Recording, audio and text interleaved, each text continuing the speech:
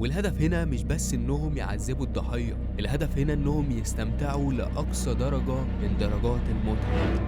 الأوضة اللي بيحصل فيها البث بتكون مجهزة بالكامل، كاميرات في كل مكان وأدوات تعذيب حسب الطلب. طب إزاي بيقدروا يصوروا الحاجات دي ومحدش بيقدر يوصل لهم؟ ببساطة عايزك تعرف إن الأماكن دي بتكون مهجورة بعيدة جدا ومحدش يقدر يوصل لها، حتى جودة التصوير كمان بتكون سيئة ومتعمدة عشان لو في حد من الشرطة بيتابعهم ما يقدرش يحدد مكانهم. ولو حصلت جريمة في مكان معين فالجريمة اللي بعدها بتكون في مكان مختلف تماما، حتى وضعية الكاميرات بتتغير كل مرة. وبعد ما تنتهي حياة الضحية الجثة لازم تختفي نهائيا بطرق مختلفة. ممكن يرموا الجثة في بحيرات أو مستنقعات محدش يعرف يوصل لها، أو يحرقوها لحد ما تتحول لرماد، أو إنهم يدوبوها بمواد كيميائية.